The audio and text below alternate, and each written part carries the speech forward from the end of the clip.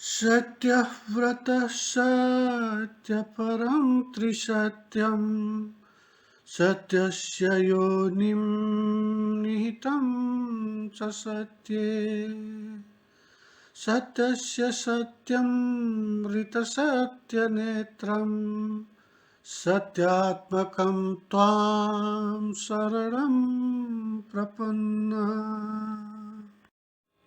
यो नित्यमच्युतपदाम्बुजरुग्मरुग्मा व्यामोहतस्तदितराणि तृणाय मेने अस्मद्गुरोर्भगवतोऽस्य दयैकसिन्धो रामानुजस्य चरणौ शरणं प्रपद्ये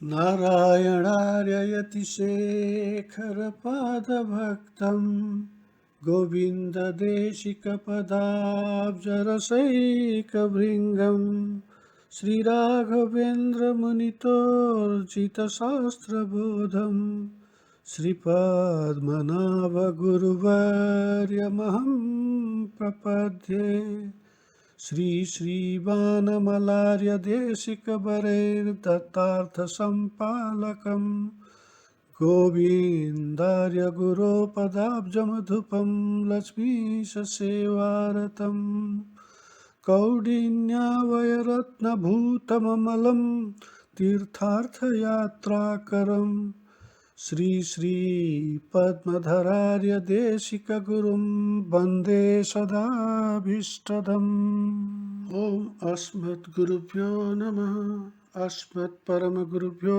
नमः अस्मत्सर्वगुरुभ्यो नमः। जय श्रीमन नारायण। ध्रुवजीले गर्नुभएको स्तुतिपछि हामीले शिवस्तुतिको बारेमा चर्चा गर्नेछौँ भनेर अघिल्लो चर्चाको बेलामा नै निवेदन गरिएको थियो। त्यसैले आज त्यो शिवस्तुति हुनेछ। शिवस्तुति अलिक लामो पनि छ, अलिक गहिरो पनि छ र अहिलेसम्मको स्तुतिमा जुन भगवानका गुण र चरित्रको बारेमा, रूपको बारेमा जुन वर्णन गरिएको छ त्यो सबैभन्दा विशद पनि छ र स्वाभाविक पनि। किन हो भने ब्रह्माजीले स्तुति गर्दाखेरि आफू उत्पत्ति भएदेखिको केही प्रसङ्गहरू निकालेर भगवानको स्तुति गर्नुहुन्छ। यता शिवजीले त्यत्तिकै गहिरो पाराले गर्नुहुन्छ। ध्रुवजीको स्तुति गर्दाखेरि नारदजीले ध्रुवजीलाई ओम नमो भगवते वासुदेवाय नमः भन्ने मन्त्रदान गर्नुभएको थियो। यसैले तपस्या गर्नु भनेर भन्नुभएको थियो। शिवजीले यहाँ एउटा लामो स्तोत्र भन्नुहुन्छ। यो स्तोत्र योगादेश हो।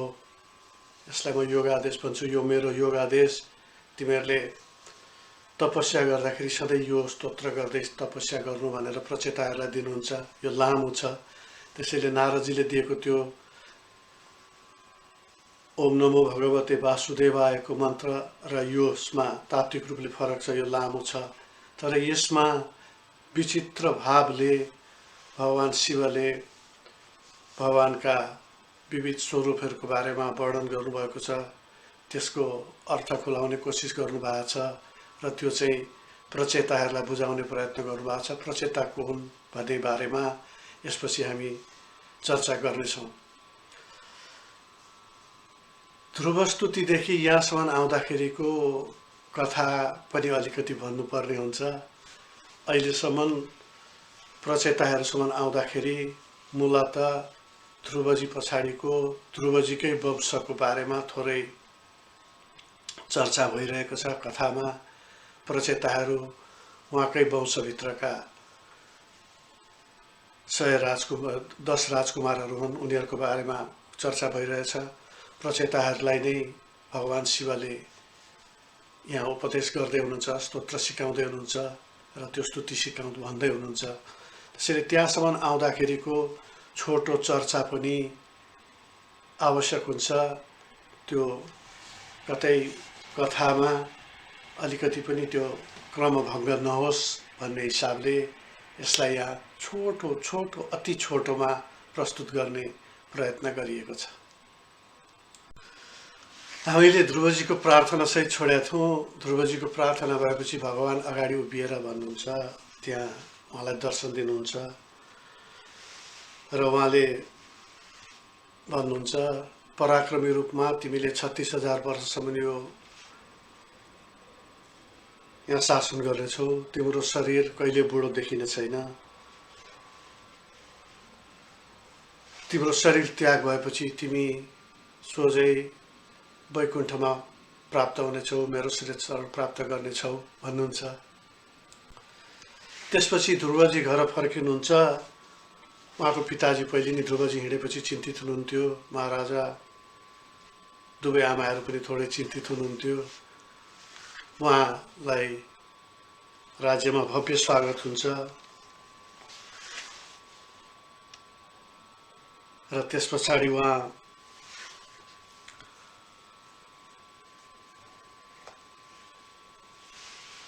राज्यमै बस्न थाल्नुहुन्छ। कालक्रममा उहाँको पिताजीले उहाँलाई राज्य प्रदान गरेर, उहाँ जब बालिग भइसक्नु भएको हुन्छ, राज्य प्रदान गरेर आफू भने वनको यात्रा गर्नुहुन्छ। उहाँले त्यसपछि विवाह गर्नुहुन्छ शिशुमार भन्ने प्रजापतिकी छोरी ब्राह्मीसँग र वायुपुत्री इलासँग। दुवैतिरबाट केही सन्तानहरू प्राप्त हुन्छन्। तर यही क्रममा उहाँका भाइ शिकार खोल्न गएका बेला यक्षहरूद्वारा मारिनुहुन्छ। आमा पनि त्यही पीरले, सौतेनी आमा भनौँ, त्यही पीरले उहाँ पनि जानुहुन्छ। त्यसै क्रममा भाइको हत्या गर्ने यक्षहरूको विरुद्ध अलकापुरीमा उहाँले यक्षहरूसँग गरेको लडाइँको कुरा आउँछ। उहाँको पिताजी स्वयम्भुव मनुले उहाँलाई युद्ध नगर्न, एकजनाले गरेको अपराधको निम्ति सबै यक्षहरूलाई दण्डित नगर्न उहाँले आग्रह गर्दै युद्ध रोक्नुहुन्छ। त्यसरी भगवानले आदेश गरे अनुसारै 36,000 वर्ष उहाँले यहाँ राज गर्नुहुन्छ र त्यसपछि कथामा भनिएको छ,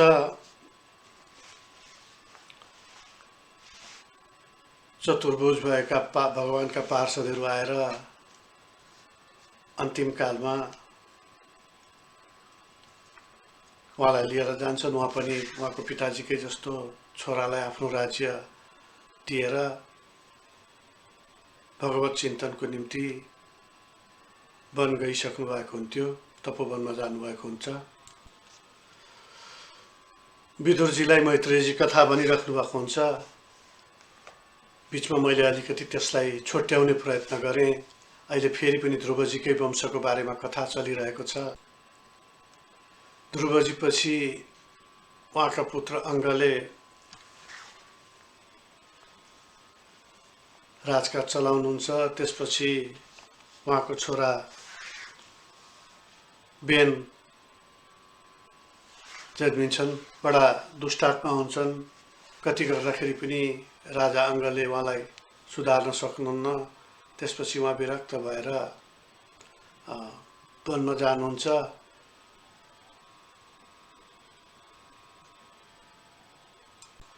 वैराग्यको कारणले उहाँ हिँड्नुभएको हुन्छ। प्रजाहरूले खोज्छन्, भेट्दैनन्। त्यस पछाडि केही नलागेर अब दुष्टै भए पनि त्यही छोरो बेनलाई नै राजा बनाउनु पर्यो भनेर सबैले राजा बनाउँछ। यसै पनि दुष्ट थियो, तीमाथि उसमा शक्तिको उन्माद आएको थियो र उसले बिस्तारै बिस्तारै ब्राह्मणहरूलाई यज्ञ गर्नलाई रोक लगाउन थाल्यो। सन्त मुनिहरूले उसलाई राम्रो बाटो हिँड्नलाई बडा नरम पाराले उपदेश गर्दा उसले त उल्टै उपदेश गर्न थाल्यो। होइन, यज्ञ त राजाको लागि गर्नुपर्दछ, किन विष्णुदेखि लिएर सबै देवताहरू राजाका शरीरमा बास गरेका हुन्छन्, त्यसैले पूजा त मेरो गर्नु पर्यो भन्ने खालको कुरा गर्न थाल्दछ। ऋषिहरू अत्यन्त क्रोधित हुनुहुन्छ, अत्यन्त दुखित हुनुहुन्छ यो सुनेर। उहाँहरू भन्नुहुन्छ, हन्यता हन्यता मेष पाप प्रकृति दारुण मारा मारा यस्तो पापको यो डरलाग्दो रूपलाई मारा भनेर ऋषिहरू भन्न थाल्नुहुन्छ। भागवतमा वेदव्यासी भन्नुहुन्छ ऋषिहरूकै शब्दबाणको कारणले ऊ मर्दछ, त्यसो त ऊ पहिले नै भगवानको अपमान गरेको कारणले ऊ पहिले नै मरिसकेको थियो। तर पनि ऋषिहरूको कारणले ऊ मर्दछ। राजाकी आमा बडा दुखित हुन्छन् छोरोको मृत्युपछि, दुष्टै भए पनि उनलाई माया लाग्छ र छोराको शरीरलाई जस्ताको तस्तै राख्नलाई उनले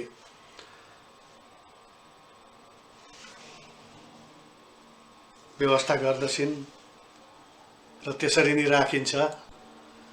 यता ऋषिहरू भन्नुहुन्छ ध्रुवजी बेन अङ्गका जुन वंश छ त्यो वंश चल्नुपर्छ, किनभने यो बेन मात्रै एउटा त हो, अरू सबै चाहिँ भगवत चिन्तनमा लाग्ने पराक्रमी तर दयालु प्रजावत्सल राजाहरू नै थिए, त्यसैले त्यस्तोलाई गर्नुपर्छ भनेर उस बिचको त्यो जङ्गा चाहिँ मथ्न थाल्छन् र त्यहाँ जङ्गाबाट एउटा बाहुका नामको सानो पुड्के मान्छे निस्किन्छ। उसलाई राजा बनाउन खोज्छन्। उनीहरू देख्छ त्यो उपयुक्त लाग्दैन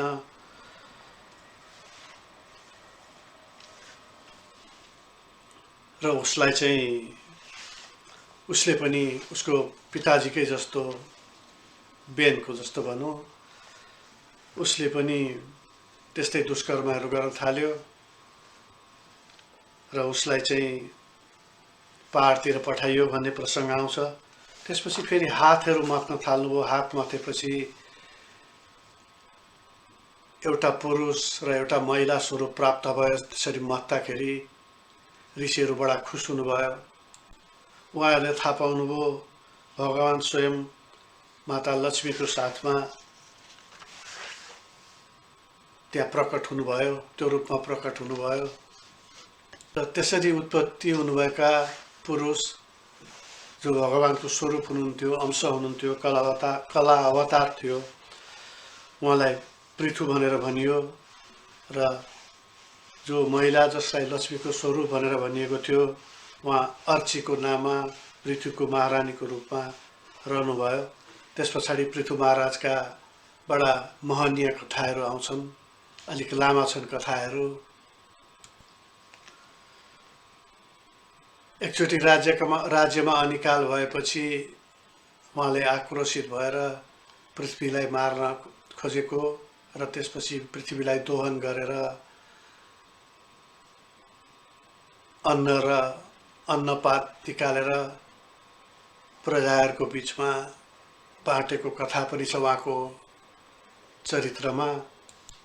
त्यो दोहन गरेको प्रसङ्ग पनि महनीय छ। त्यतिखेर उहाँको डरले पृथ्वी गाईको रूपमा भागिरहेकी हुन्थिन्। उनले गाईलाई स्वयम्भुव मनुलाई बाछोको रूप दिएर गाईलाई दुहिएको भन्ने कथा त्यहाँ आउँछ। त्यसपछि उहाँले 100वटा अश्वमेध यज्ञ गरेको कथा आउँछ।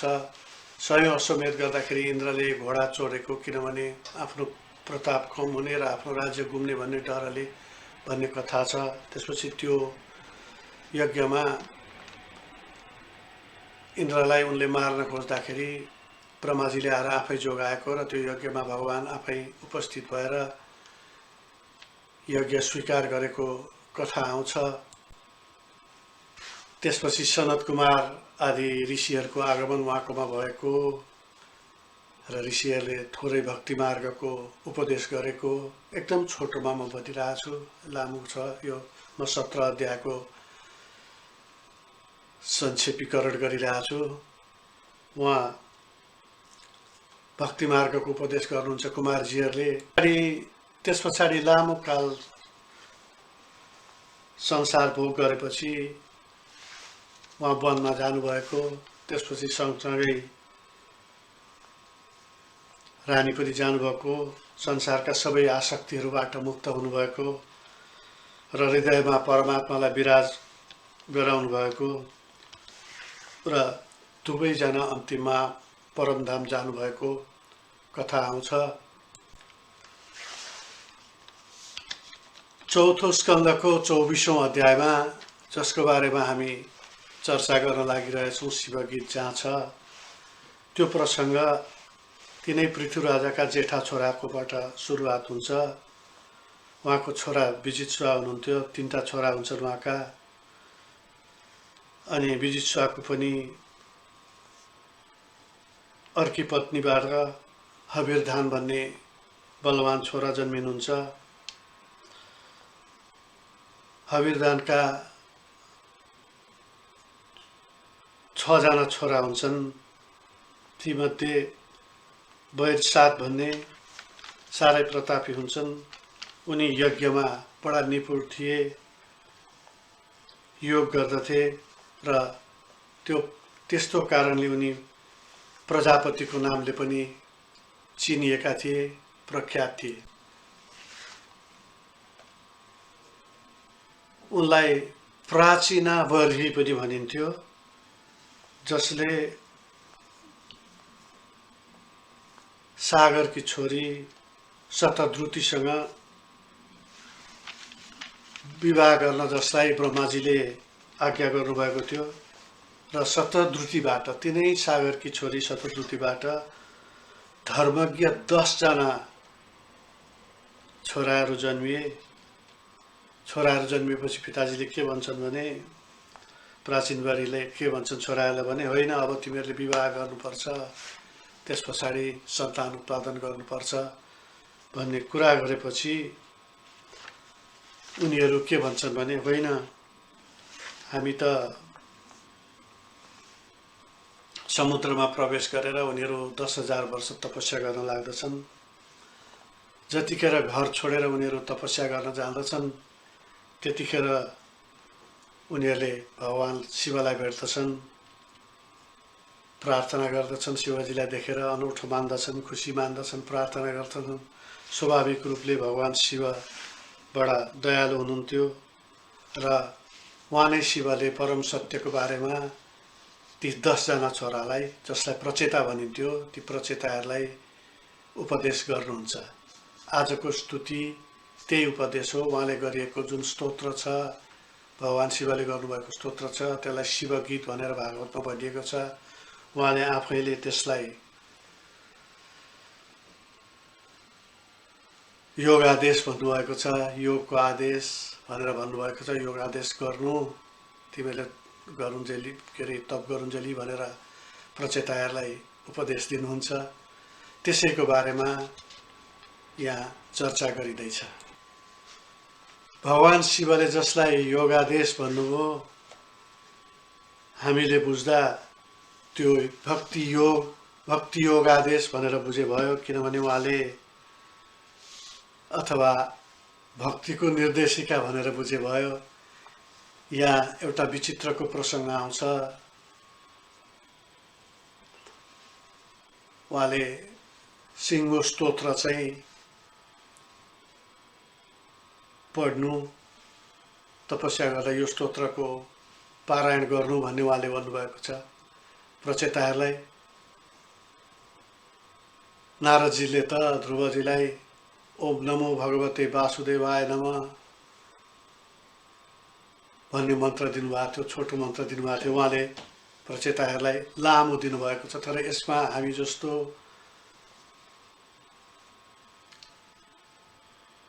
थोरै भगवत अनुरागीहरूको निम्ति बहुतै महत्त्वपूर्ण छ। किनभने शिवजीले गर्नुभएको जुन यो स्तुति छ, परब्रह्मको, भगवानका विग्रहहरूको अति नै सुन्दर व्याख्या छ, अति नै सुन्दर विश्लेषण छ।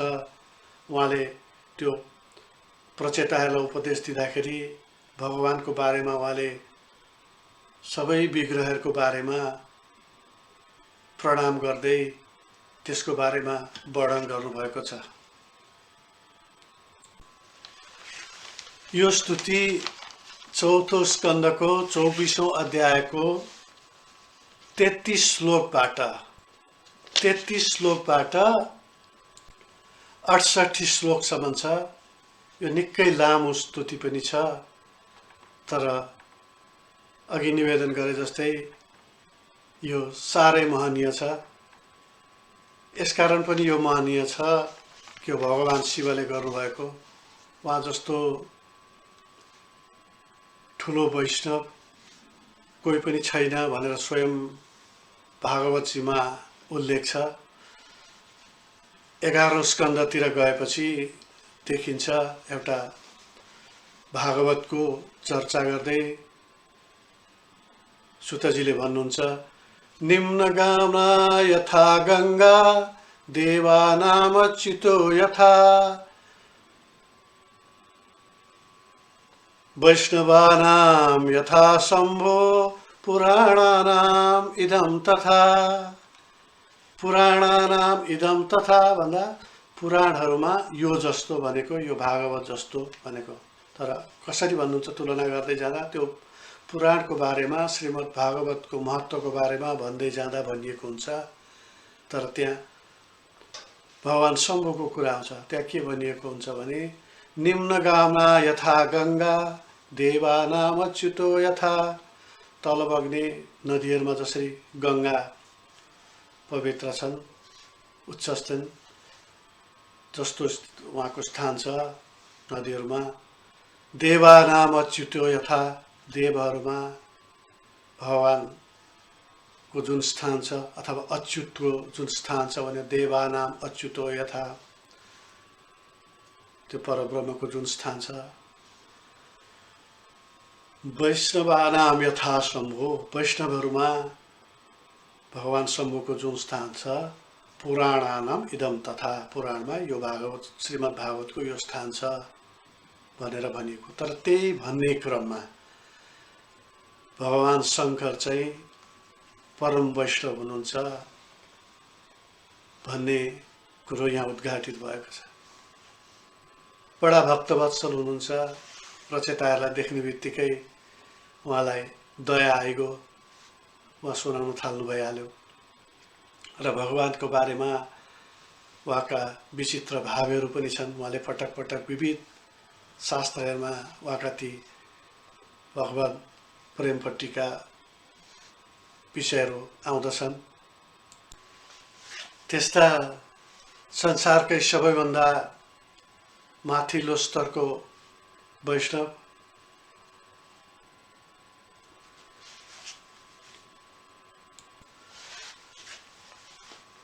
जीवनै भए पनि अयोनिज भगवानको नाभि कमलबाट उत्पत्ति भएका ब्रह्माजीबाट फेरि उहाँ उत्पत्ति हुनुभएको भनेपछि ब्रह्माजीबाट उत्पत्ति भएको अर्थ नराखौँ, भगवानबाटै त्यो उत्पत्ति हुँदै जानुभएकोमा उहाँ पनि भगवानकै अंश हुनुहुन्छ, भगवानको अर्को भाव हुनुहुन्छ भन्ने छ। तर पनि उहाँहरू जीव हो, उच्चतम प्रकृतिको जीव हो, भगवानको प्रति श्रद्धाभावसहित प्रार्थना गर्नुहुन्छ। त्यसकारणले पनि उहाँको यो स्तुति जुन छ अति नै महत्त्वपूर्ण छ। उहाँ सुरु गर्नुहुन्छ, जितं त आत्मविद्वर्य स्वस्थये स्वस्तिरस्तु मे भवता राधसाराध्वं सर्वस्मात्मने नमः। उहाँ भन्नुहुन्छ, भगवानको स्वस्ति होस्, जय होस्। आत्मज्ञानीहरूमध्ये उत्कर्षमा पुग्नुभएका पुरुषहरूको निम्ति हजुरले उत्कर्ष प्रकट गर्नुभएको छ। हजुर त्यस्ता ज्ञानीहरूको निम्ति कल्याणकारी हुनुहुन्छ। मेरो लागि पनि हजुर मङ्गलमय हुनुहोस्। हजुर परमानन्द स्वरूपमा सबैमा स्थित हुनुहुन्छ। त्यस्ता भगवानलाई म प्रार्थना गर्दछु भनेर भन्नुहुन्छ उहाँ। मैले अघि नै निवेदन गरिसकेँ, भगवानका सबै स्वरूपहरूको बारेमा, प्राय सबै स्वरूपहरूको बारेमा यहाँ भगवान शिवले प्रार्थना गर्नुहुन्छ। यहाँ पहिले उहाँले मानिसहरूको हृदयमा बस्ने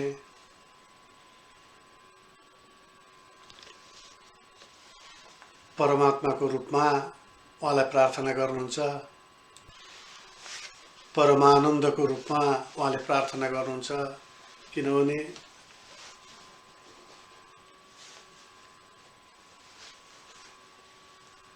आचार्यहरूले, शास्त्रले, मुनिजनहरूले भन्नुभएको छ भगवानको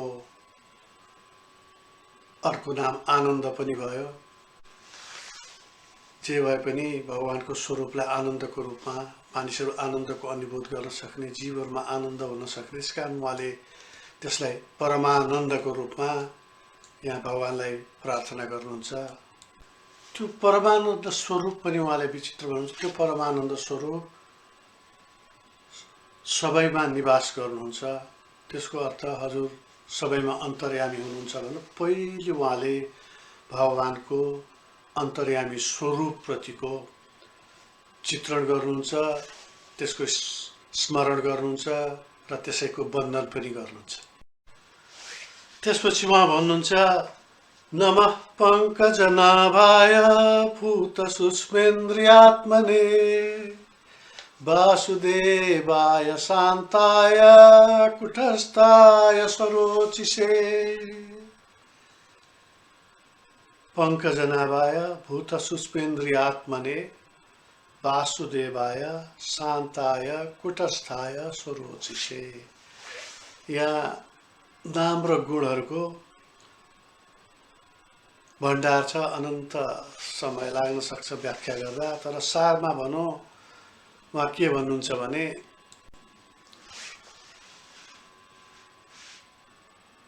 समस्त लोकको कारण हजुरलाई, अथवा यो संसारको कारण हजुरलाई मेरो नमस्कार छ भन्नुहुन्छ पहिले।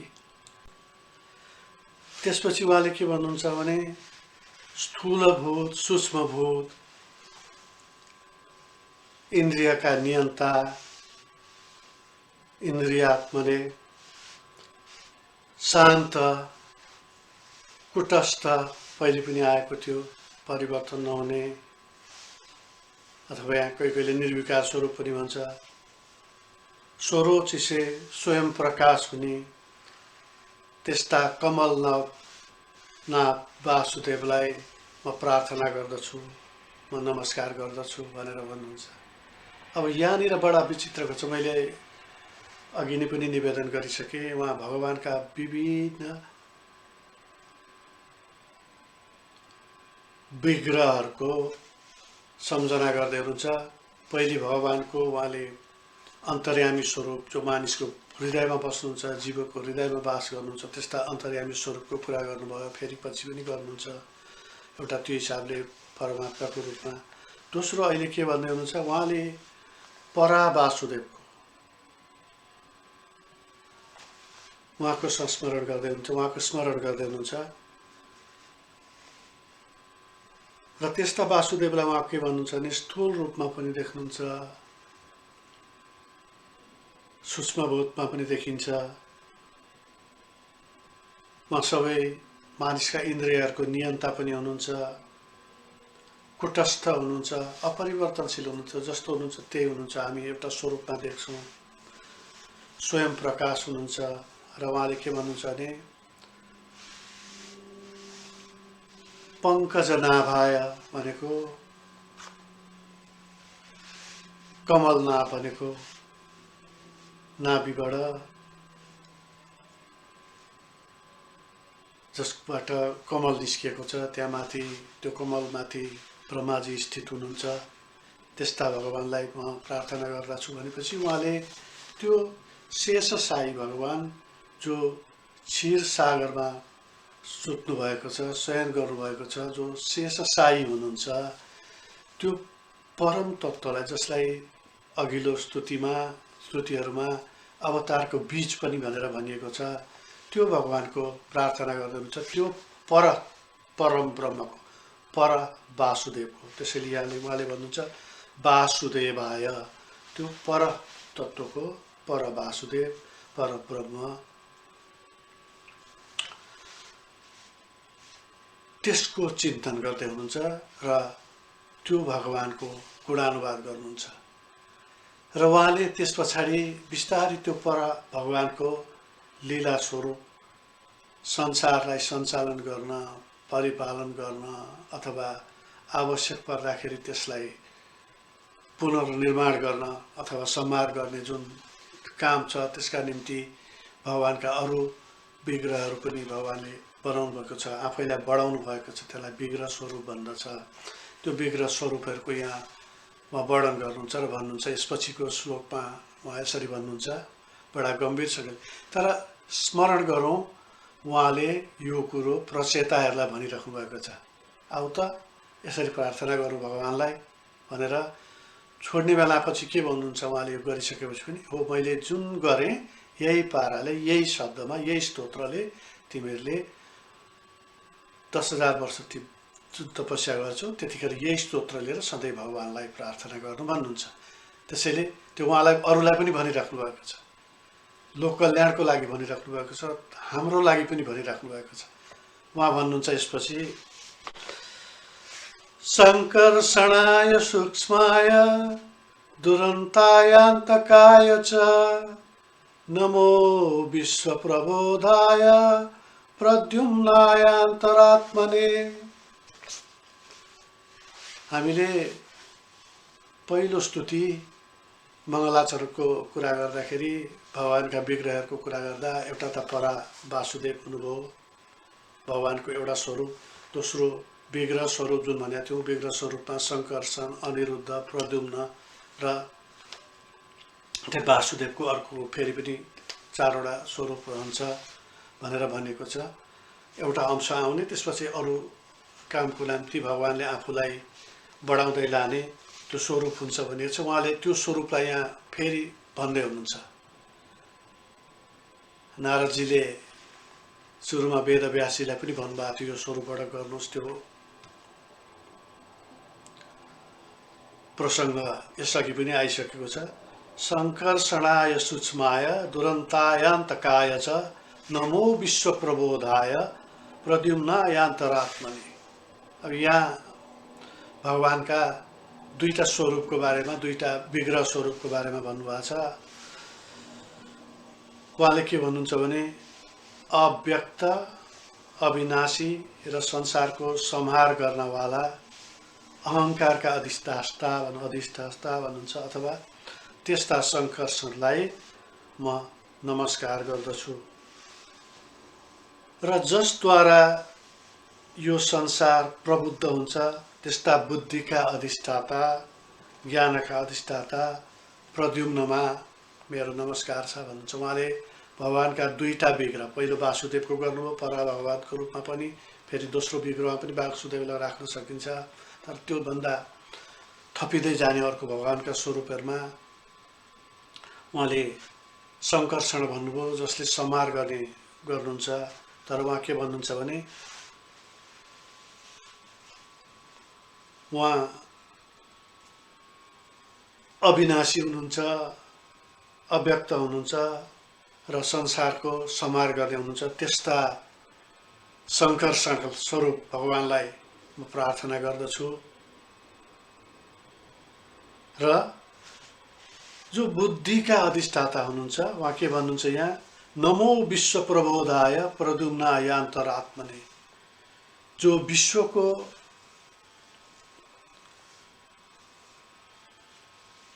विश्वप्रबोधाय भन्नुहुन्छ, प्रबुद्ध हुनुहुन्छ, संसार प्रबुद्ध हुनुहुन्छ, त्यस्ता बुद्धिका अधिष्ठाता प्रद्युम्नमा पनि मेरो नमस्कार छ। उहाँले अहिलेसम्म 3टा विग्रहको भनिसक्नुभयो। एउटा परा वासुदेवको रूपमा, त्यसपछि दोस्रो तहको जुन व्यूह स्वरूप छ, व्यूहमा पनि वासुदेव पनि आउनुभयो, संकर्षण प्रद्युम्नसम्मको कुरा गर्नुभयो। प्रद्युम्नलाई उहाँले बुद्धिको अधिष्ठाता भन्नुभयो होइन।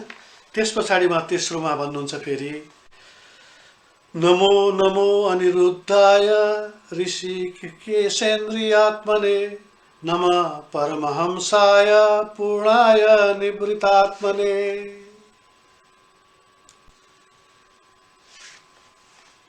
इन्द्रिय आदि मनका अधिष्ठाता अनिरुद्धमा म बारम्बार प्रणाम गर्दछु। उहाँले के भन्नुहुन्छ भने आफ्नो तेजद्वारा विश्वमा व्याप्त वृद्धि र क्षय रहित हजुरमा मेरो नमस्कार छ।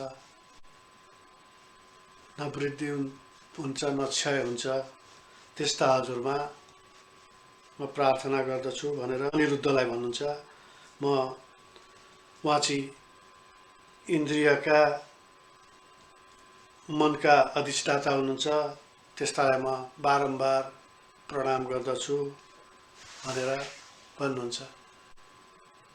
फेरि स्मरण गरौँ, पर वासुदेवको कुरा आएको थियो, त्यसको तल सङ्कर्षण, अनिरुद्ध, प्रद्युम्न अनि वासुदेवको अर्को स्वरूप जस्ताको तस्तै आउने। यो चारवटा स्वरूप चाहिँ फरक फरक कामको निम्ति सृष्टिको प्रयोजनको बेला भगवानले आफ्नो रूप थप्नुहुन्छ भन्ने विषयमा त्यसलाई चाहिँ विग्रह स्वरूप भनिन्छ। त्यो विग्रह स्वरूप चाहिँ यहाँ वर्णन गर्नुभएको छ। त्यो विग्रह र अवतारमा फरक छ, यसको बारेमा पछि फेरि कुरा चर्चा गरौँला। तर अहिले उहाँ त्यो विग्रह स्वरूपको कुरा गर्दै हुनुहुन्छ। तर उहाँले के भन्न चुक्नु भएको छैन भने सुरुमै प्रार्थना गर्दाखेरि उहाँ कसलाई इङ्गित गर्दै हुनुहुन्छ भन्दाखेरि त्यो भगवत परमात्मा जो शेषशाही हुनुहुन्छ, जो सबैमा निवास गर्नुहुन्छ, त्यस खालको प्रार्थना गर्नुभएको छ परा वासुदेवको रूपमा पनि र अन्तर्यामी भगवानको रूपमा पनि। उहाँ अनिरुद्धकै बारेमा फेरि थप्दै भन्नुहुन्छ। स्वर्गापवर्गद्वाराय नित्यं शुचिषदे नमः, नमो हिरण्यवीर्याय चातुर्होत्राय तन्तवे। यहाँ भन्नुहुन्छ स्वर्गापवर्गद्वाराय नित्यं शुचिषदे नमः। उहाँले के भन्नुहुन्छ, तपाईँ स्वर्ग र मोक्षको द्वारपालको रूपमा जस्तो हुनुहुन्छ, तपाईँलाई म नमस्कार गर्दछु भने। किन उहाँलाई अघिदेखि ज्ञानको अधिष्ठाता, मनको अधिष्ठाता भनेर भनिराखेको छ। अनि उहाँलाई के पनि भनिन्छ भने तपाईँ चातुर्होत्र जस्तो यज्ञको अधिपति हुनुहुन्छ, त्यस्ता अधिपतिलाई पनि म नमस्कार गर्दछु भनेर भन्नुहुन्छ। यसभन्दा अघि कुनै स्तुतिहरूमा नदेखिएको, अलिकति देवताको स्तुतिमा थोरै देखिएको तर यस प्रकारले नदेखिएको एउटा प्रसङ्ग यो स्तुतिमा आउँछ। नम ऊर्ज ईशेत्रया पतये यज्ञरेतसे, तृप्तिताय च जीवानां नमः सर्वरसात्मने।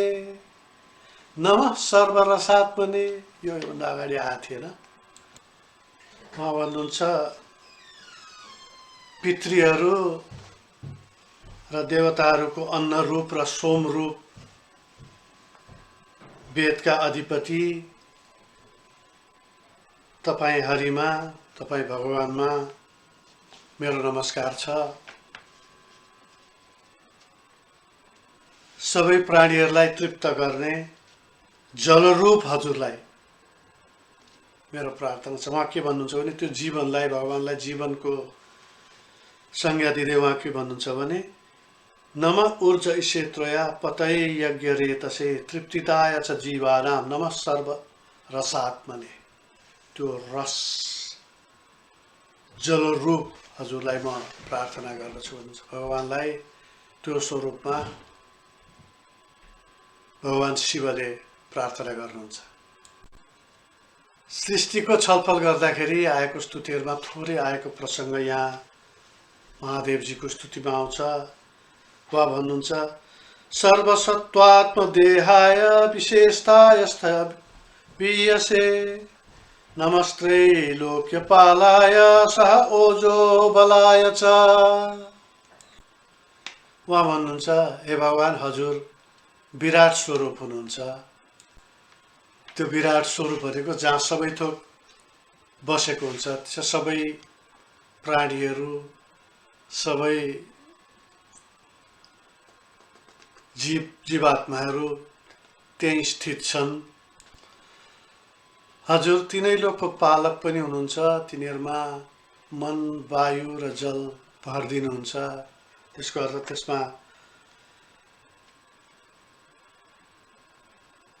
शरीर, मन, वायु जे चाहिन्छ त्यो भरिदिनुहुन्छ।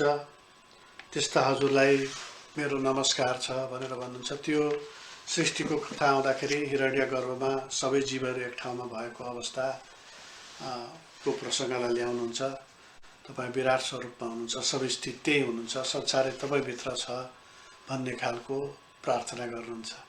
नभनौँ बेला बेलामा प्रार्थनाहरूमा के आएको छ भने भगवानले सृष्टि गर्नुहुन्छ,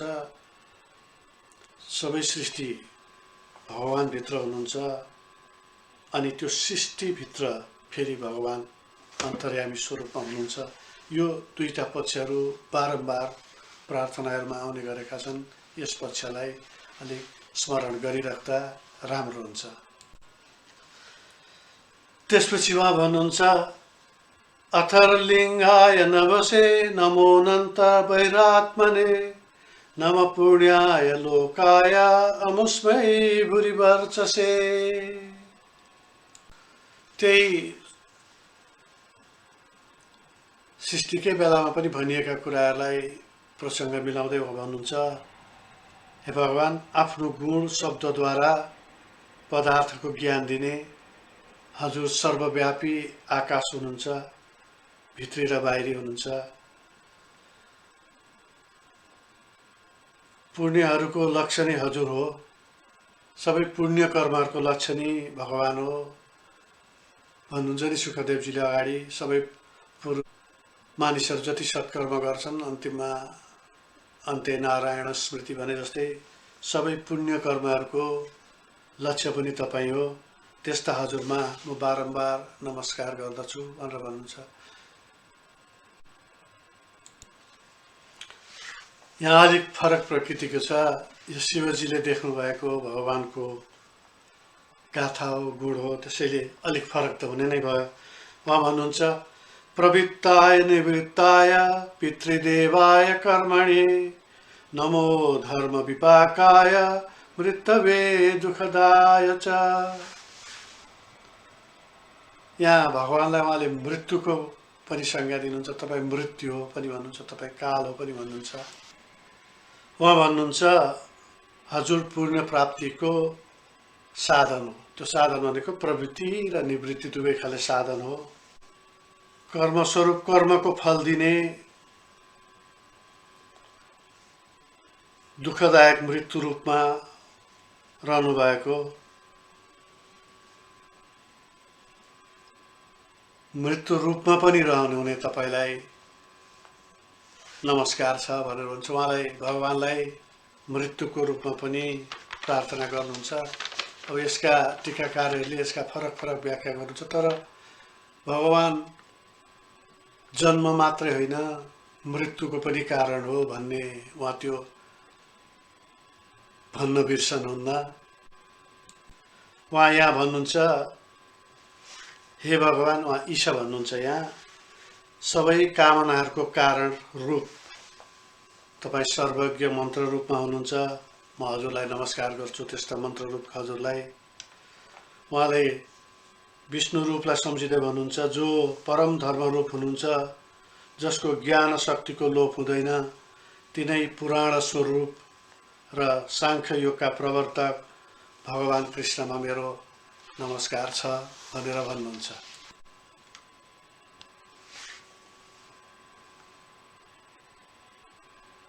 उहाँ भन्नुहुन्छ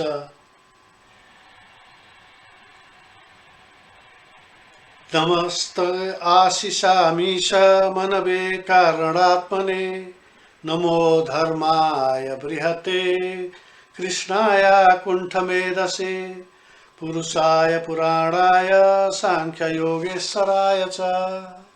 त्यही भन्नुभएको चाहिँ मैले अघि भने यो श्लोकको अर्थ त्यही थियो।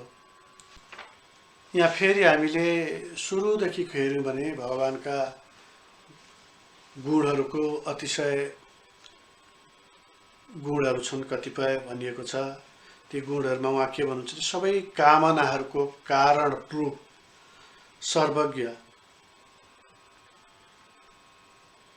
हजुरलाई म प्रार्थना गर्दछु। त्यो उहाँलाई भगवानलाई सर्वज्ञ भन्नुहुन्छ उहाँ। त्यसपछि उहाँ भन्नुहुन्छ शक्तित्रय समेताय मिडुषे हङ्कृतात्मने चेत आकुतिरूपाय नमो वाचो विभूतये। यहाँ अलिकति उहाँ आफूलाई पनि अगाडि राख्नुहुन्छ। सारमा उहाँ के भन्नुहुन्छ यसमा भन्दाखेरि कर्ता, कर्म र करण तीन शक्तिका युक्त अहंकार स्वरूप रुद्र स्वरूप हजुरलाई नमस्कार छ भन्नु। उहाँ स्वयं रुद्रले प्रार्थना गर्दै हुनुहुन्छ, हजुर रुद्र स्वरूप पनि हो भन्नुहुन्छ। ज्ञान, क्रिया र शक्ति रूप हजुरबाट अनेक प्रकारका सृष्टि हुन्छन्, त्यस्ता हजुरलाई नमस्कार भन्नुहुन्छ। उहाँले यहाँ फेरि पनि सबै कारणहरूको कारण, सृष्टिको कारण, सृष्टिको स्रोत चाहिँ भगवान हुनुहुन्छ, त्यो अरूबाट सम्भव छैन भन्ने आशयको, त्यसको प्रत्यक्ष अर्थ सहितको प्रार्थना यहाँ गर्नुहुन्छ। भगवानको गुणहरूको वर्णन गरिसकेपछि उहाँ अलिकति स्वरूपको वर्णनप्रति जानुहुन्छ। को भनेर कसरी गर्ने भन्ने खालको यो भगवानको स्वरूपसँगका छलफल पनि आफैमा बहुतै महत्त्वपूर्ण छन्। किनभने मानिसहरूले भगवानको स्वरूप कस्तो छ, म कुन स्वरूपको प्रार्थना गर्दछु, कुन स्वरूपलाई मान्दछु भन्ने कुराहरू धेरै छलफलमा आउँदछन्। तर उहाँले यहाँ के भन्नुहुन्छ भने दर्शनम दो दिदिक्षिणाम देहि भागवतार्चितम रूपम प्रियतमम स्वानाम सर्वेन्द्रिय गुणाञ्जनम। उहाँले भन्नुहुन्छ हजुरको दर्शनको अभिलाषा गर्ने हामीहरूलाई भक्तहरूबाट पूजित प्रियतम रूपबाट हामीलाई दर्शन दिनुहोस् भनेर भक्तहरूले जसलाई चाहिँ प्रियतम स्वरूप भन्दछन् भगवानको, त्यो स्वरूपबाट हामीलाई दर्शन दिनुहोस्, जसको कारणले हाम्रो मन सबै इन्द्रियहरू प्रसन्न हुन् भनेर भन्नुहुन्छ। उहाँ यहाँनिर एउटा महत्त्वपूर्ण कुरो के छ भन्दाखेरि हामी हजुरको दर्शनको अभिलाषा त राख्दछौँ, तर त्यो दर्शनको स्वरूप चाहिँ हामीलाई कुन खालको दिनुहोस् भने जसलाई भक्तहरूले प्रियतम रूपबाट चाहिँ, जसले भक्तहरूले बडा प्रिय स्वरूपबाट चाहिँ हजुरको प्रार्थना गर्दछन्, त्यो प्रिय स्वरूपमा चाहिँ हामीलाई दर्शन दिनुहोस् भनेर भन्नुहुन्छ। अब यहाँ भगवान शिवको एउटा प्रयोजन देखिन्छ। नारदजीले ध्रुवजी वनमा जानुभन्दा पहिले भगवानका स्वरूपको वर्णन गर्नुभएको छ। उहाँ यस्तो हुनुहुन्छ, उस्तो हुनुहुन्छ भनेर। त्यसै गरी उहाँ बिस्तारै त्यो स्वरूपको वर्णन गर्न यहाँ लाग्दै हुनुहुन्छ। हेर्नुहोस् त उहाँ कस्तो स्वरूपको वर्णन गर्नुहुन्छ। सनिग्ध प्राविड घन श्यामम सर्व सौन्दर्य संग्रहम चाभार्य ततवु चतुर्बाहुर सुजात रुचिराननम। अब भगवानको वर्णनमा गर्न थाल्नुहुन्छ। उहाँले के भन्नुहुन्छ, जसको वर्ण वर्षा ऋतुको श्याम वर्णको मेघको जस्तो छ, जसमा पूर्ण रूपले सुन्दरता भासिएको छ, जसमा त्यो सुन्दरता भरिएको छ, जसका सुन्दर चारवटा हात छन्, जसका मुख सबै अवयव सुन्दर छन् भन्नुहुन्छ। 45सम्म सक्नु भएको छ, सुरुवात गर्नुहोस्। अब यहाँ के गर्नुभयो, उहाँले कुन भगवानको परिकल्पना गर्न थाल्नुभयो भक्तहरूलाई बताउँदै हुनुहुन्छ त। उहाँ चतुर्भुज हुनुहुन्छ, उहाँका चारवटा हात छन्, मेघ समान छ, श्याम वर्णको छ उहाँको स्वरूप, मुखमण्डल अत्यन्तै सुन्दर छ भनेर त्यो भगवानको सौन्दर्यको वर्णन गर्न थाल्नुभयो। सँगसँगै स्वरूपको वर्णन गर्नुहुन्छ, एउटा स्वरूपको उहाँ कल्पना गर्दै। त्यसपछि उहाँ भन्नुहुन्छ पद्मकोश पलासाक्षम सुन्दर भ्रूसुनासिकम सुदिजम सुकपोलास्यम समकर्ण विभूषणम। भगवानको स्वरूपको वर्णन गर्दै जाँदा उहाँ भन्नुहुन्छ जसका आँखा कमलका पत्र समान छन्,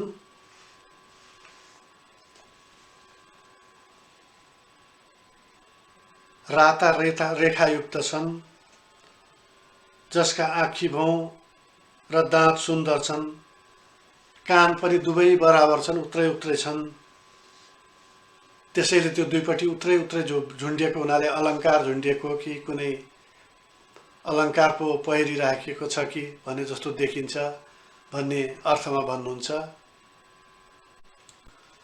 त्यसपछि फेरि त्यो स्वरूपको वर्णन गर्दै भन्नुहुन्छ, प्रीति प्रहसितापाङ्ग मलकै रूप शोभितम लसत् पङ्कज किञ्जल्कटुकुलम मुष्टकुण्डलम। उहाँको हाँसो र त्यो बाङ्गिएका कपाल चाहिँ सुन्दर छन्। उहाँका शरीरमा दुईटा पीताम्बर वस्त्र छन्, पहेँलो वस्त्रहरू लगाउनु भएको छ र माथि चम्किरहेका कुण्डल धारण गर्नुभएको छ भनेर भन्नुहुन्छ। त्यो भगवानको स्वरूप हेर्दाखेरि अघिदेखिको स्वरूपको वर्णन जुन गर्दै हुनुहुन्छ त्यो यस प्रकार चलिरहेको छ। त्यसपछि फेरि उहाँ भन्नुहुन्छ, स्फुरत किरीट वलयार अनुपुर मेखलम शङ्ख चक्र गदा पद्म माला मण्युतमर्दितम। उहाँको चम्किलो किरीट छ, हार छ, नुपुर आदि आभूषणहरू छन्। उहाँले शङ्ख चक्र गदा पद्म लिएर शोभायमान हुनुभएको छ भनेर भन्नुहुन्छ। त्यसपछि उहाँले भन्नुहुन्छ, जसको काँध चाहिँ सिंहको जस्तो ठुलो छ, मालाको हार छ, कौस्तुभ मणि छ छातीमा शोभायमान छ र छातीमा लक्ष्मीजी विराजमान हुनुहुन्छ। त्यसैले त्यो लक्ष्मीजी विराजमान भएको हुनाले उहाँको कान्ति चाहिँ सुनको जस्तो देखिन्छ, टलक टलक हुने भन्ने खालको भाव छ यहाँ। त्यही भावमा यहाँ भगवान शिवजी भन्नुहुन्छ, सिंहस्कन्द त्विषो बिभ्रत शोभक गग्रीव कौस्तुभम श्रियानां पायिना क्षिप्तदिकस्सास्म मोर सोल्लसा। त्यही कुरा भन्नुभयो उहाँले। त्यस पछाडि उहाँ फेरि भन्नुहुन्छ, पुररेचक सविघ्न बलिबलगुद लोदरम प्रतिसङ्क्रामयस्त्वित्सं नाभ्यावर्त गभीरया। त्यस पछाडि उहाँ थोरै भगवानको त्यो शरीरको पनि वर्णन गर्न थाल्नुहुन्छ। उहाँ भन्नुहुन्छ, सास फेर्दा भगवानको त्यो पेटका रेखाहरू बढ्ने घट्ने गर्छन्, जसको नाभि पनि गहिरो छ र यस्तो लाग्दछ सास फेर्दा त्यो नाभिको भित्रबाट सिङ्गो जगतभित्र जाँदछ र सास निकाल्दा फेरि बाहिर आउँदछ, त्यस्तो गहिरो छ भन्नुहुन्छ। उहाँले भन्नुहुन्छ, जसको कम्मरको तल्लो भाग कालो छ, पीताम्बरले ढाकिएको छ। अघि नै भनिएछ भगवानको स्वरूप श्याम वर्णको स्वरूप भनिएको छ र सुनले ढाकिएको जस्तो, पातोले ढाकिएको जस्तो अलङ्कार छ, पेटमा पेटी बाँधे जस्तो,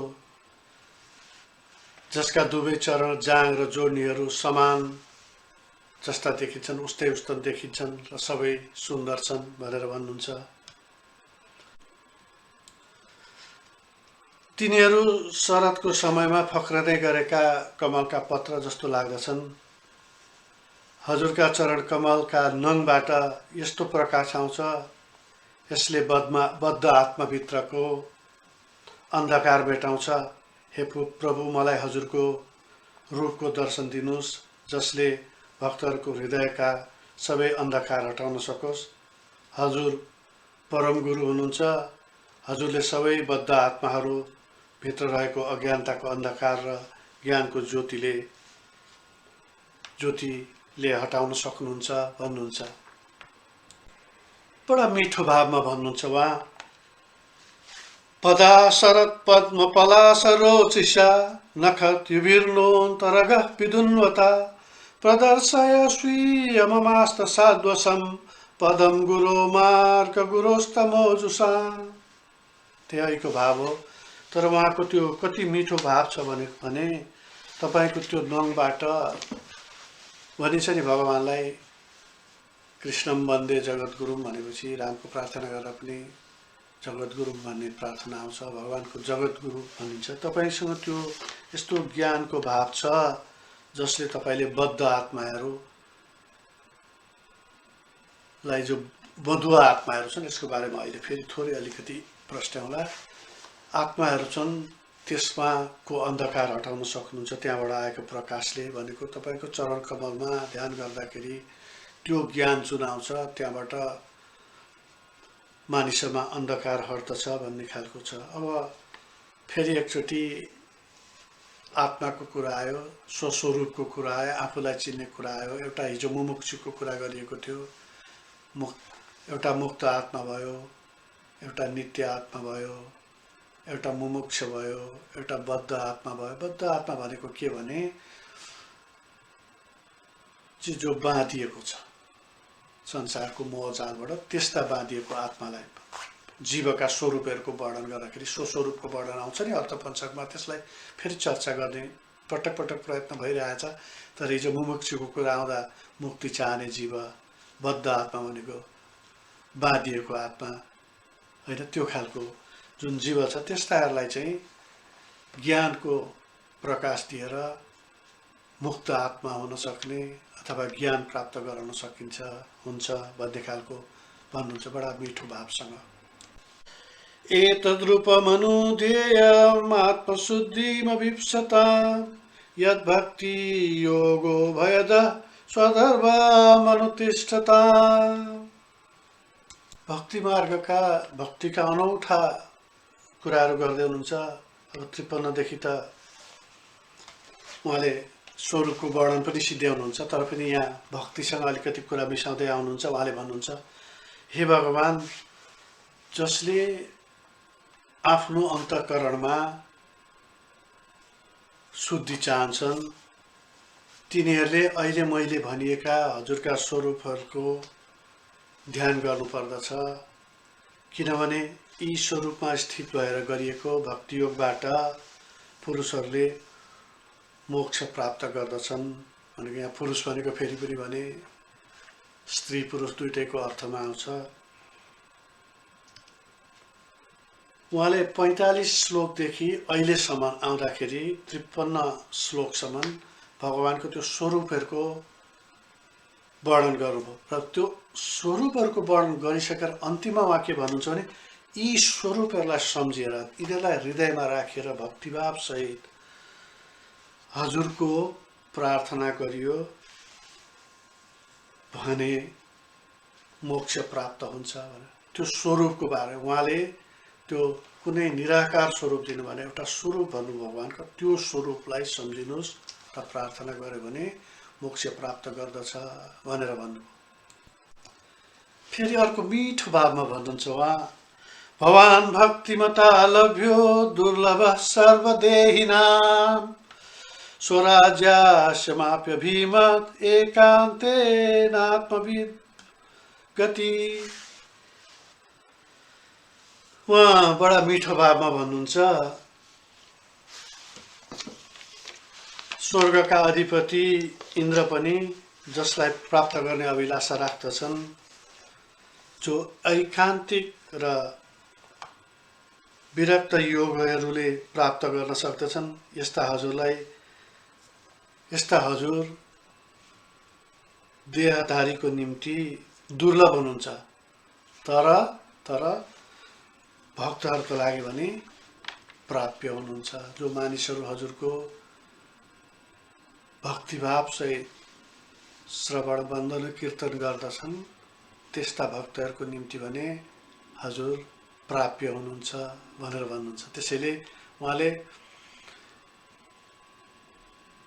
ऐश्वर्यशालीले यो पाउने होइन, दिनहीन नै होस् भक्त छ भने भक्तमा को निम्ति भगवान प्राप्य हो भन्ने अर्थमा भन्नुहुन्छ। अब उहाँ भक्तिको प्रसङ्गतिर लाग्दै जानुहुन्छ। स्वरूपको प्रसङ्ग सकेपछि तम दुराराध्यमाराध्य सतामपि दुरापया एकान्त भक्त्याको वाञ्छित पादमूलं विना वही। उहाँ के भन्नुहुन्छ भने सत्पुरुषहरूको लागि समेत दुर्लभ ऐकान्तिक भक्तिबाट जसको अटुट भक्तिबाट पनि आराधना गर्न कठिन छ, त्यस्ता हजुरको प्रार्थना गर्नेले कसरी हजुरको चरण बिर्सेर अन्त ध्यान लगाउला भनेर भन्नुहुन्छ। उहाँ के भन्नुहुन्छ भने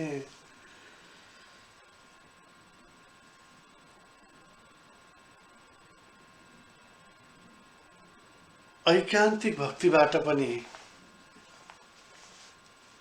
जो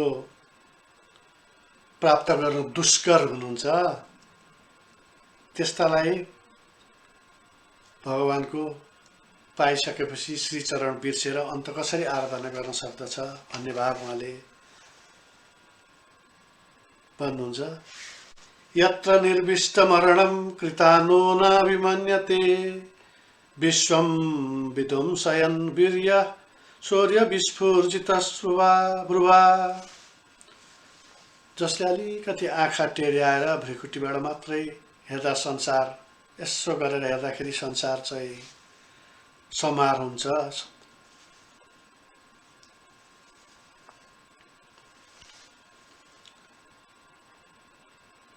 त्यो कालले पनि भगवानको श्री चरणमा आश्रय लिएका भक्तहरूलाई केही बिगार्न सक्दैन भन्ने अर्थ के हो भने जसको भ्रिकुटी यसो गर्दाखेरि संसार आँखमा यसो गर्दाखेरि संसारमा प्रलय आउने संहार गर्न सक्ने क्षमता छ, त्यस्ता भगवान त्यस्ता कालस्वरूपै भगवान हुनुहुन्छ। तर उहाँको आश्रय लिएका भक्तजनहरूलाई भने त्यस्तो कालले छुन पनि सक्दैन भनेर भन्नुहुन्छ। अलिकति सुखदेवजीले पहिले भन्नुभएको थियो भगवानका चरणमा आश्रय लिनेहरूसँगको आश्रय लिँदा कस्तो हुन्छ भने उहाँले पनि यहाँ भक्तहरूको पनि भगवानको भक्तहरूको सँगको पनि अलिकति त्यसको महत्त्वलाई पनि भन्नुहुन्छ। उहाँ भन्नुहुन्छ म हजुरका भक्तहरूसँगको आधा क्षणको पनि तुलना स्वर्ग र मोक्षसँग गर्न सक्दिनँ। मान्छेका राज्य आदिको त कुरै छोडिदिउँ, स्वर्ग र मोक्षको तुलना त म हजुरका भक्तहरूसँग हुने आधी क्षणको कुरा गर्न सक्दिनँ नि, राज्यका कुरा त परै जाउँ, राज्य त मेरो तुलनाको विषयवस्तु नै होइन भनेर भन्नुहुन्छ। उहाँ भन्नुहुन्छ क्षणाधेर नापि तुलये न स्वर्ग न पुनर्भव भगवत सङ्गी सङ्घर्ष मर्त्यानाम किमुताशिष। त्यही भन्नुभयो। त्यसैले उहाँ भन्नुहुन्छ मलाई अनुग्रह गर्नुहोस् कि हाम्रो सत्सङ्ग जसले हजुरको पाप निवर्धक चरणमा भित्री र बाहिरी स्नान गरेर पाप मेटेका छन्, जसको स्वभावमा नै प्राणी मात्रलाई दया गर्ने होस् र काम क्रोधबाट रहित हुन्, त्यस्ताहरूसँग हाम्रो सत्सङ्ग भइरहोस् भन्नुहुन्छ। त्यसैले उहाँ के भन्नुहुन्छ भने भक्तहरूसँग मेरो त्यस्तो सत्सङ्ग रहिरहोस् जसले भित्री र बाहिरी स्नान गरेका छन् भन्ने अर्थ के हो भने भित्र त्यो ज्ञानबाट आफूलाई कल्मस पखालेका छन्, बाहिरी स्नान भनेको बाहिर पवित्र स्थानहरूमा गएर गङ्गाजीहरू जस्तो स्थानमा गएर आफूलाई पवित्र पारेका छन्, त्यस्ता मानिसहरूसँगको हाम्रो सत्सङ्ग भइरहोस् भन्ने अर्थमा भन्नुहुन्छ उहाँ। त्यसपछि उहाँ भन्नुहुन्छ न यस्य चित्तं बहिरधर्म विभ्रमं तमो गुहायां च विशुद्धमाविश यद्भक्ति योगानुगृहीत मञ्चसा मुनिर्विचष्टे तनु तत्र ते गतिम्। उहाँले फेरि त्यो भक्ति योगको एक खालको प्रकारको कुरा गर्दै जानुहुन्छ जसले हजुरको भक्ति योगको अनुग्रहको कारणले बाहिरका विषयमा आसक्ति राख्दैनन्, आसक्त हुँदैनन्, उनीहरू तमोगुण रूप अज्ञानमा लीन हुँदैनन्, त्यस्ता मुनिहरूले हजुरको तत्त्वलाई चिन्दछन् भन्नुहुन्छ। भगवत तत्त्व कसले प्राप्त गर्दछ, त्यो भगवान तत्त्व ज्ञान कसले प्राप्त गर्दछ भन्दा जो भक्ति योगको मार्गबाट गएका छन् र आसक्ति छैनन् त्यस्ताहरूबाट भगवत प्राप्ति हुन्छ। र यहाँ सबै स्तुतिहरूमा भगवान प्राप्तिको रूपमा आसक्ति बाधक तत्त्वको रूपमा आउने हाम्रो आचार्यहरूले भनेको अर्थ पञ्चकदेखि लिएर शास्त्रका सबै विषयहरूमा यस्ता कुराहरू पटक पटक उठाइएको छ। ती आसक्तिहरूलाई को बारेमा यहाँ भनिएको ती आसक्तिहरू लोभ हुन सक्छन्, मद मात्सर्यबाट आउन सक्नुहुन्छ। लोभ एउटा बहुत ठुलो आसक्ति हो, अरू थोक जान्छ, काम एकछिनमा घट्न सक्छ, तर त्यो लोभ मानिसहरूमा रहिरहने खालको आसक्ति छ। आसक्तिहरू पनि किसिम किसिमका हुने भए त्यस्ता आसक्तिहरूबाट जोगिएपछि तिनीहरूले हजुरको तत्त्वलाई जान्दछन्, भनेको हजुरको ब्रह्मस्वरूपलाई चिन्दछन्, हजुरको तत्त्वलाई चिन्दछन् भन्ने कुरा गर्नुहुन्छ। अर्को मधुर पक्ष यहाँ छ, यत्रेजं व्यजते विश्वं विश्वस्मिन् भवाति यत् ततः ब्रह्म तत्त्वं ब्रह्म परं ज्योतिराकाश विभविस्तृतम्। उहाँ के भन्नुहुन्छ भने जहाँसम्म यो विश्व देखिन्छ त्यहाँसम्म हजुर हुनुहुन्छ। त्यो परम ब्रह्मको ज्योति आकाश जस्तै फैलिएको छ, त्यो ब्रह्म हजुर हो। एकापट्टि भगवानको त्यो सूक्ष्म मानिसहरूको हृदयमा बस्ने अन्तर्यामी स्वरूपको कुरा गरिएको छ भने अर्कोतिर त्यो भगवानको त्यो विराट स्वरूप, सबै स्वरूपमा भगवान रहने, भगवान सबैमा रहने र सबै स्वरूपभित्र भगवान रहने र त्यो विराट स्वरूपको पनि भगवानको कुरा यहाँ गर्नुहुन्छ। तपाईँ जहाँसम्म फैलिनु भएको छ त्यो सबै हजुरको स्वरूप हो, त्यहाँसम्म तपाईँ हुनुहुन्छ, सर्वव्यापी पनि हुनुहुन्छ भन्ने अर्थ पनि लाग्यो। एउटा त त्यो विराट स्वरूप छ भन्ने पनि अर्थ लाग्यो। यो माया येदं पुरुरूपया सृजत् विभर्ति भूय क्षपयत्यभिक्रिया यदेद्भवद्भूदिशदीवात्मदूतस्थया त्वमात्मतन्त्रं भगवन् प्रतीमहि।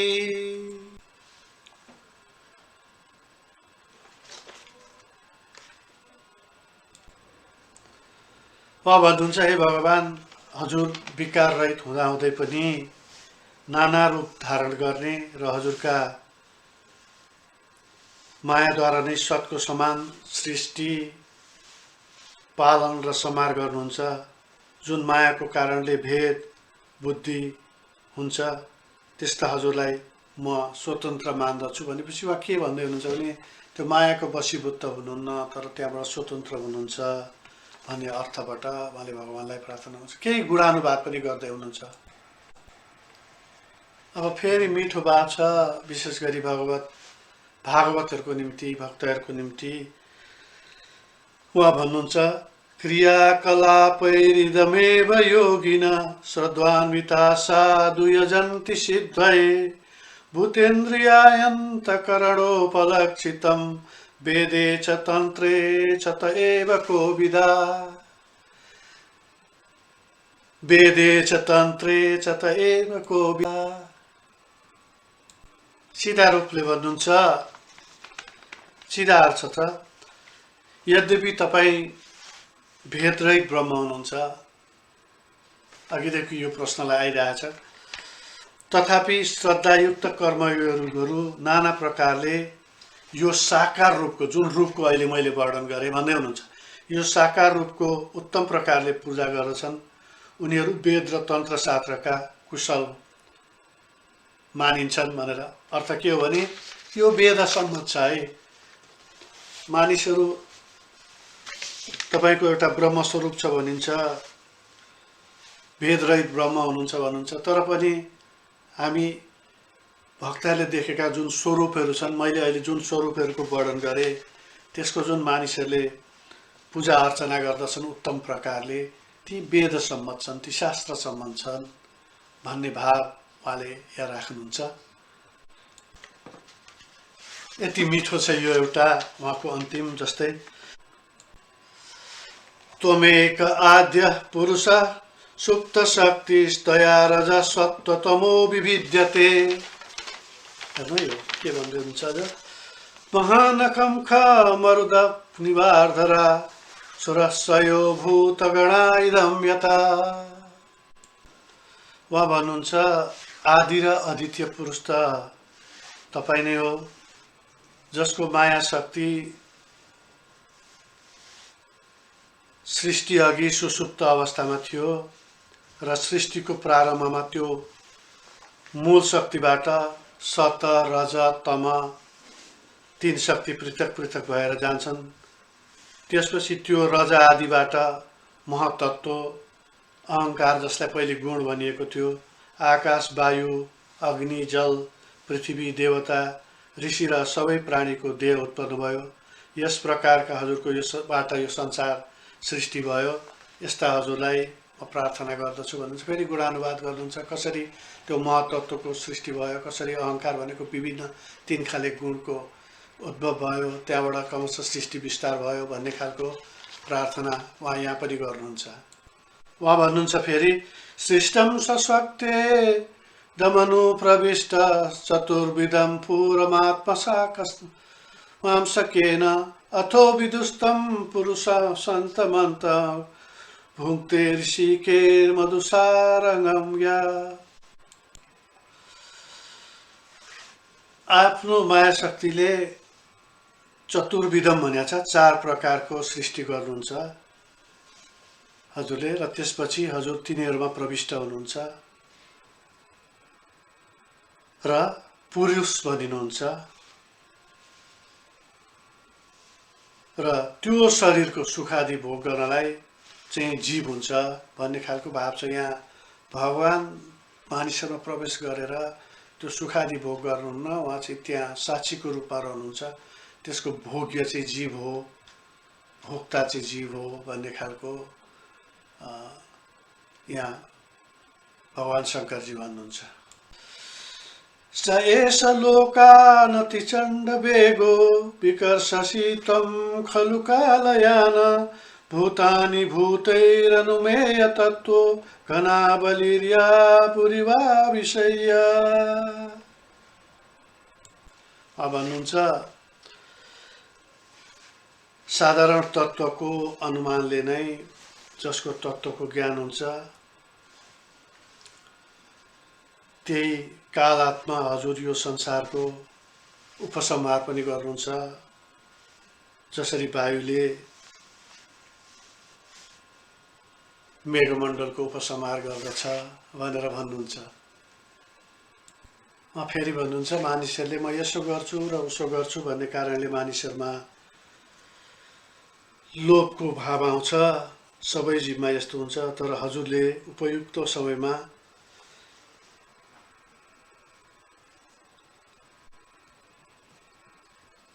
सबै भूतात्मा